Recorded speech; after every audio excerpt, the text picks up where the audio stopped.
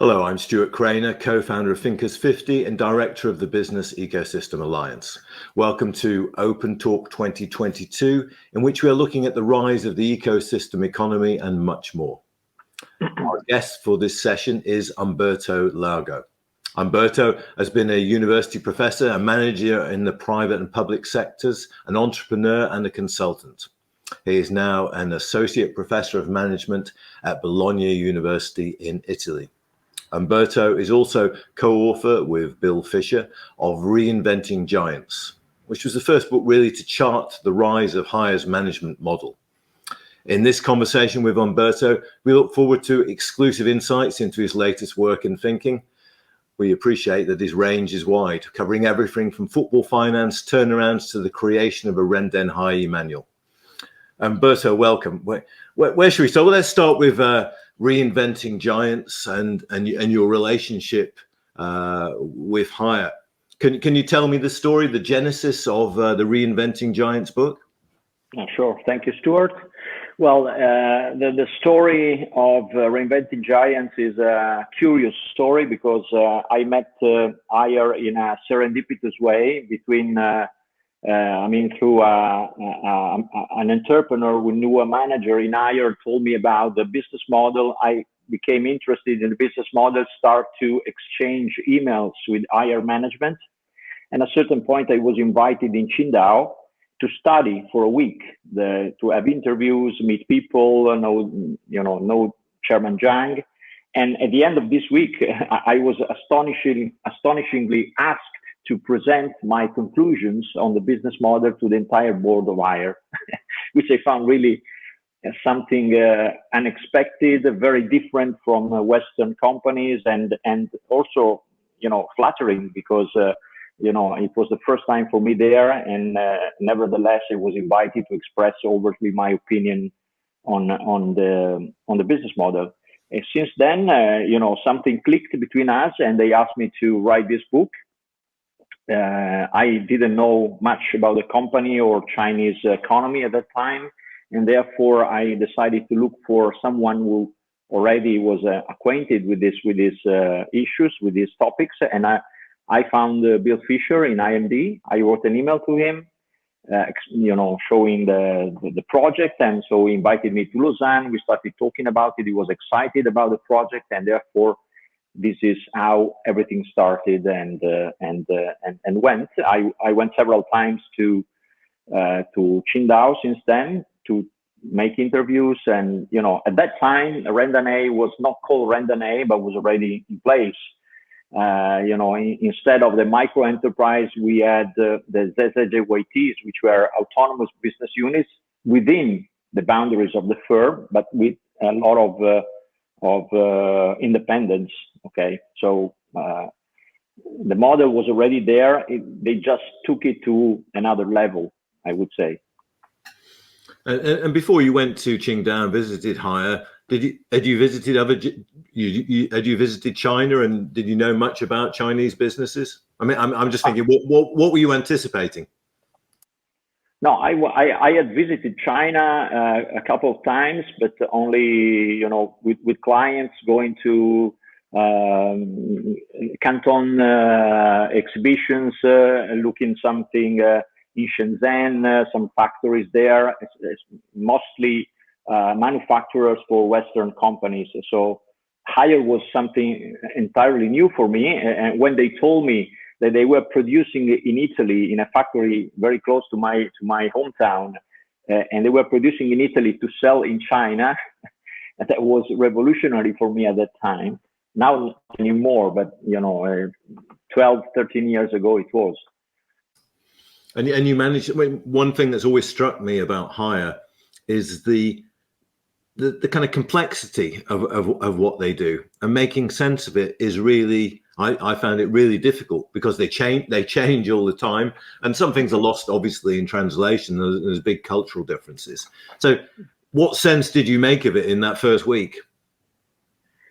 Well, not much, I have to say. I tried to grasp some, how can I say, fundamental points, which I still believe are the basis of their business model. But I totally share your feeling. I mean, it's impossible to grasp entirely everything in the model. The model is continuously changing, and you have the idea that you're always running towards something which continuously change. So you never catch it. What about Jiang Min? As he was CEO at the time, and obviously the key figure in the development of RenDanHeYi and the development of Hire. What were your first impressions? I mean, you obviously read about the things they had done. What were your first impressions when you met him personally?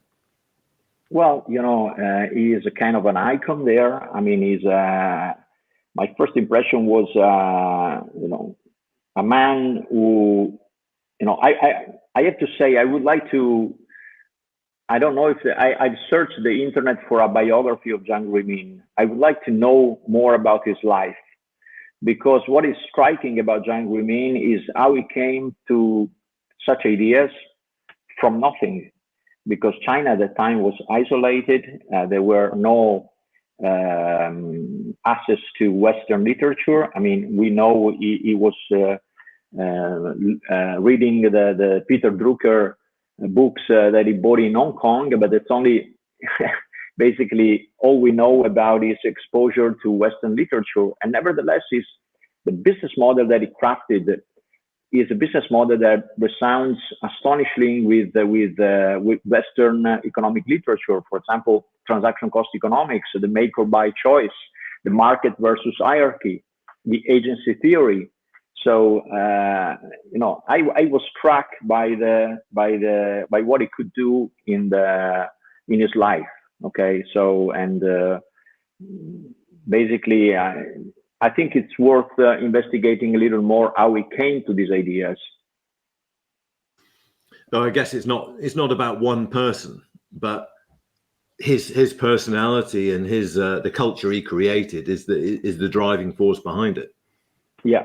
I think one of the most neglected points, which I would like to focus more right now in higher business model, is the culture which is behind it. Because it's normally that everyone is attracted by the mechanism, the micro enterprises, the ecosystem, etc. But what is behind all this? It's, I think, a powerful culture which is modeled on the values of Jiang Min. I mean, a lot of things that he says, I remember phrases like the moment when you are in a podium with a golden medal, you're not anymore a champion because you have to strive for the next competition. Okay, so he always talk about these values of continuous improving, which is an improvement of the company and improving of the person. And these things go together in the RenDanHeYi. He wants people that wants to improve themselves, entrepreneurs, in a company that continuously improve itself and continuously change because of these improvements. So I think these values are Jiang Min values, and he made a culture out of this value. He selected people that share this value, because 10 years ago they told me we certainly look for brilliant people with good academic grades, but we're looking much more than that. We're looking for people with initiative that are potential entrepreneurs. So they were already looking for this kind of people that share these kind of values. I've always been struck. I saw Jiang Min give a 1 hour talk a few years ago, and he outlined the philosophy and the state of play in Hire. A year later, I saw him give a similar talk about the state of play of Hire and his philosophy. None of the slides were the same, because his ideas had moved on, and he'd read more books, he'd learned more things, the company was doing different things. The difference was incredible, and that pace of change is just amazing.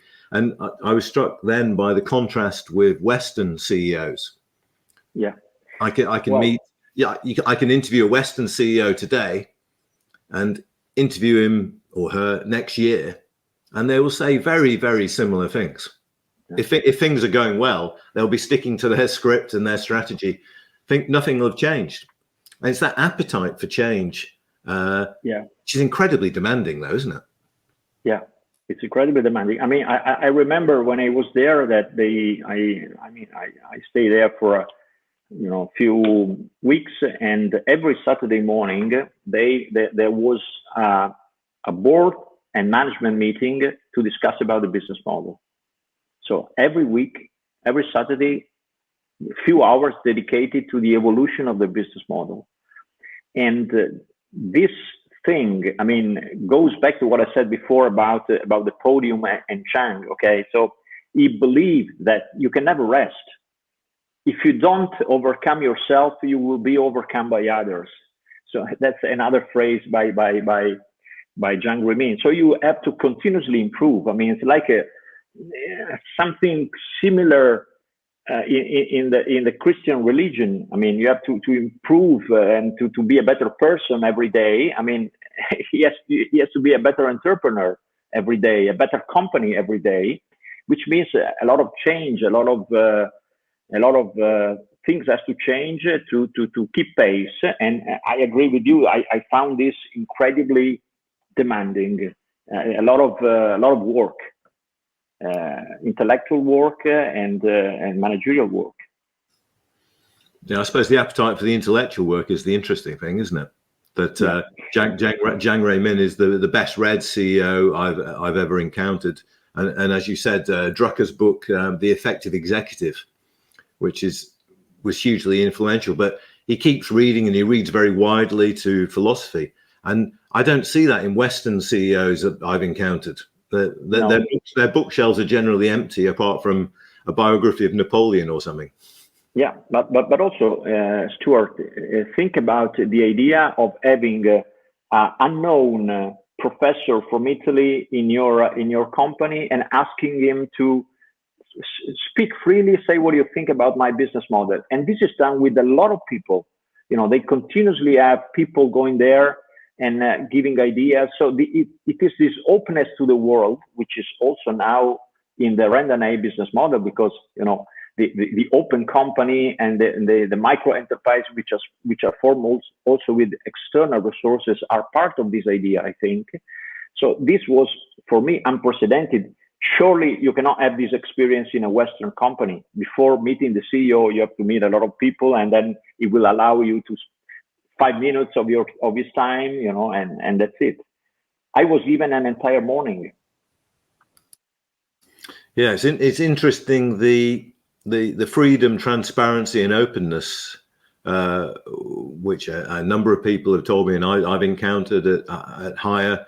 That willingness to debate ideas and learn, and that appears to be genuine. I'm not. There's no. Yeah, as you say, that contrasts with Western companies, and it's a very curious thing. It's still difficult for us as older Western people who've been brought up in that we're not going to learn anything from the Chinese organizational world to encounter such innovative management.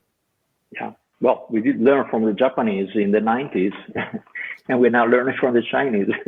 Yeah, I think we were surprised to be learning from the Japanese as well, though, at the time. But it's easy to portray Hire as a kind of constantly changing, innovative, exciting culture, but it's not a comfortable culture, is it? I mean, it's a very demanding culture. You think of I was talking to somebody the other day about Jack Welch at GE, where he got rid of the bottom 10% performers left every year, or whatever the target was. And I think it would be, I think we need to say that Hire is a very demanding place to work.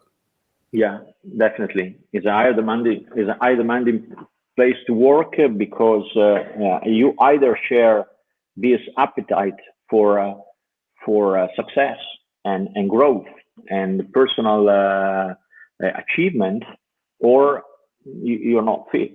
So I don't think everyone in the world has this attitude. There are people that do not share these values, and you know, these people are not, cannot work at Hire. So clearly there is also an internal competition, which is quite unusual in Western companies, because everyone can bid for becoming leader of a micro enterprise. If you're not performing, someone can take your place. So there is a continuous internal competition, which makes life even more stressful, I would say. But again, another thing that surprised me is the average age of people in hire, very young. So young, I would say managers have on average 30 or 32 years. Okay, so young, with appetite, with ambition, and if you put these things together, you get a very well-performing company. So I think the big question is, how translatable are the ideas and practices at Hire to companies in the rest of the world? I mean, your book came out a while ago, and there hasn't been a rush of companies to emulate the entire RenDanHeYi philosophy, but I guess companies are picking up bits of it, micro enterprises or other elements. So what's your feeling about how translatable it is? Well, my feeling is that if you want to translate it to core, it's impossible, because there is a different culture, different regulations. Also think about the labor regulations, for example. And it is too complex. And Hire, have worked on its business model since Jiang Guimin became CEO, so for decades. But what you say is right. I think you can pick some things from the business model, the inherent idea of transforming a bureaucracy into a market. Maybe starting with some pilot businesses, I think that could work. So reducing the bureaucracy and giving more responsibility to the people. Also, one idea which is behind RenDanHeYi is also that one of the less used and more important resources of a company is people intelligence. And if you have a pyramidal structure with the bureaucratic lines coming from the top, you're not using a lot of this intelligence. But if you give them responsibility, you're actually using it. So I think you can learn some of the things that work in Hire business model and import them into Western corporation. I suspect that to transform entirely a corporation of the size of Hire into a network of small enterprises, you would need years. So it's not a model that you can adapt from in a day, let's say. Yeah. What's strange really is the combination of huge complexity. I mean, trying to grasp what they're actually doing and how it all works together is very complex. There's a very complex culture and system. But then against simplicity, the simplicity of trusting people's intelligence and giving them responsibility. So those two, the complexity and the simplicity, work kind of dynamically together.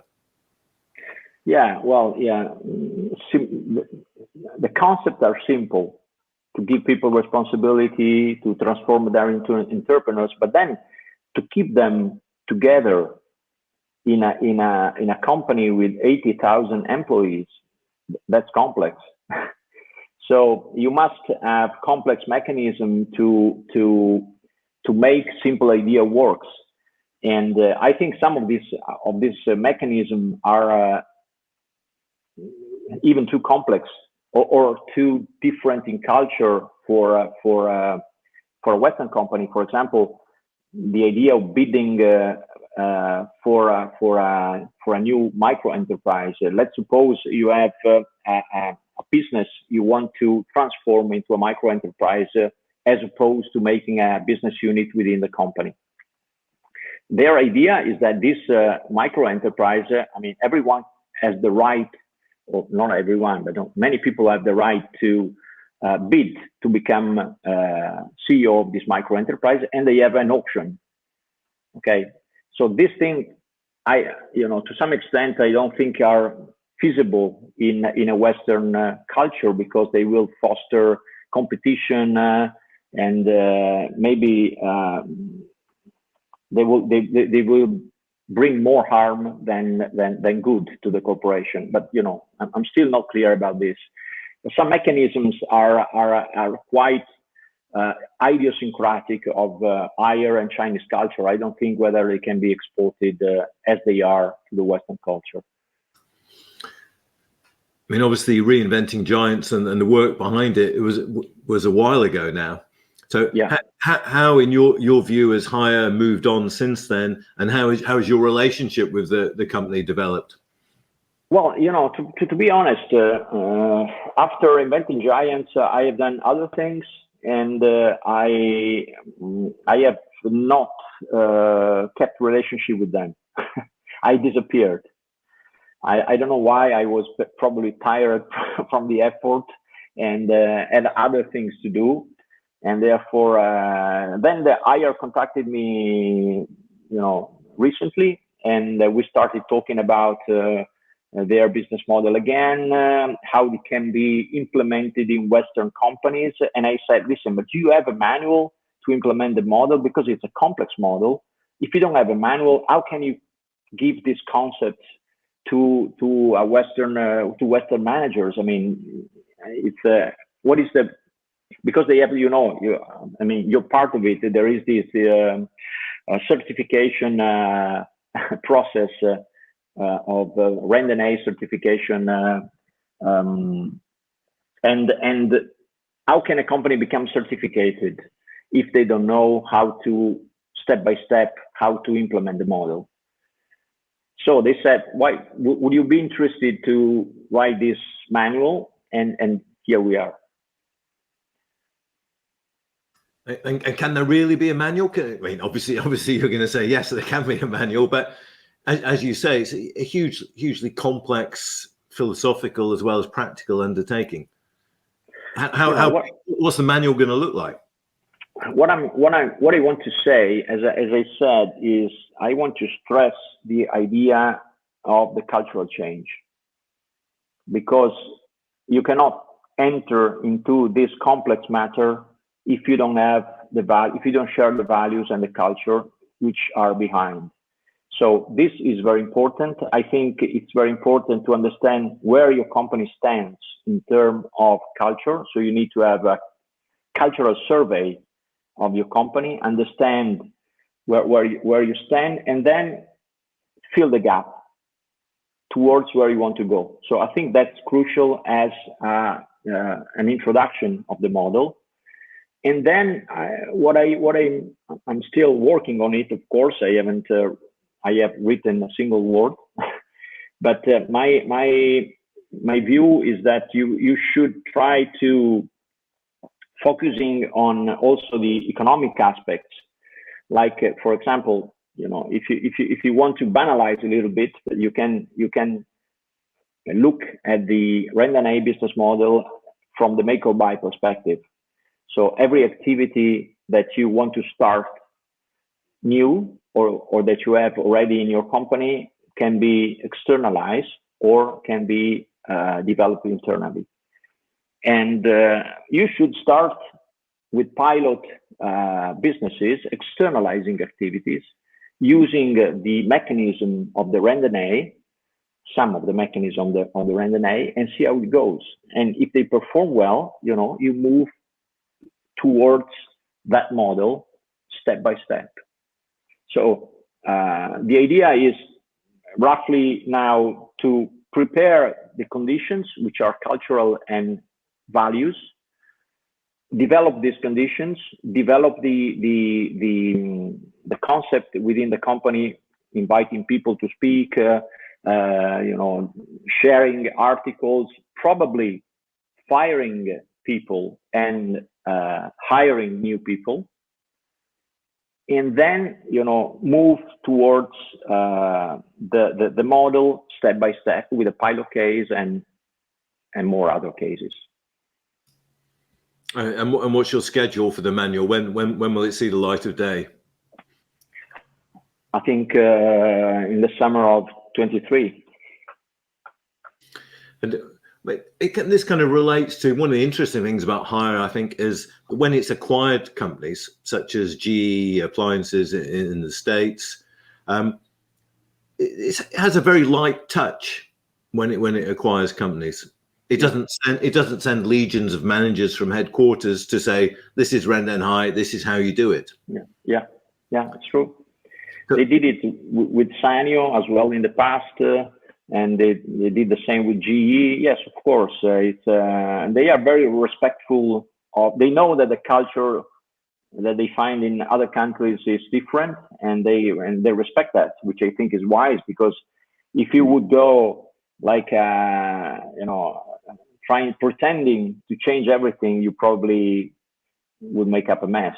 So I think that's very wise on their part.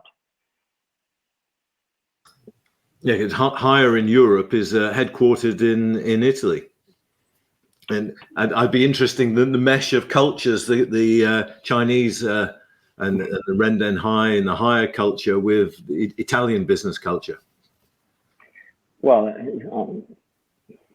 I cannot be very specific on that. What I found is that to some extent Chinese culture is similar to Italian culture. I mean, they have the same concept of family, for example, and they have a lot of entrepreneurs, like in Italy. So what we can give them is maybe some ability in craftsmanship. And what they can give us is more organization. Yeah, the love of food as well is something that's shared, perhaps. Yeah, of course. Yeah. I mean, but it seems to me the hire model and the RenDanHeYi is really kind of squaring the circle in terms of organizations. We've talked about, you were talking about entrepreneurs, the relationship between entrepreneurs and large organizations. Has been the subject of difficulty and thought for the last century. You think of Silicon Valley. Yeah. And I mean, that's the big issue there, isn't it? How do you take the brilliance of entrepreneurs and how do you harness it in large organizations? But it seems to me that hire really is attempting to square that circle in the 21st century. Yeah, and that's why it's so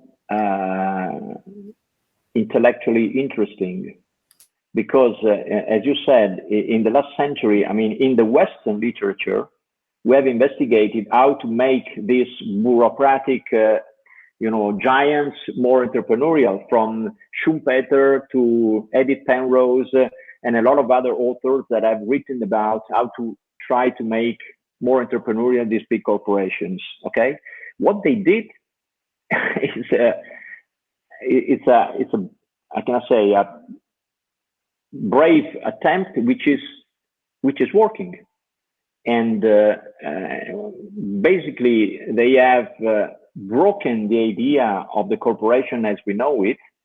They have broken the hierarchy, and they have brought the market into the company. Okay, which is exactly if you know, of course, Oliver Williamson, he said, you form the company when the market doesn't work anymore. When the costs of using the market are too high, you have to form the company. You wouldn't want to do it because it's costly, doesn't work, have weak incentives. But then, what they are doing now, thank you also to the digitalization and the control that you can have through digitalization, they slowly brought the market within the company. At first, with the autonomous business units, and now they have arrived to the I don't know.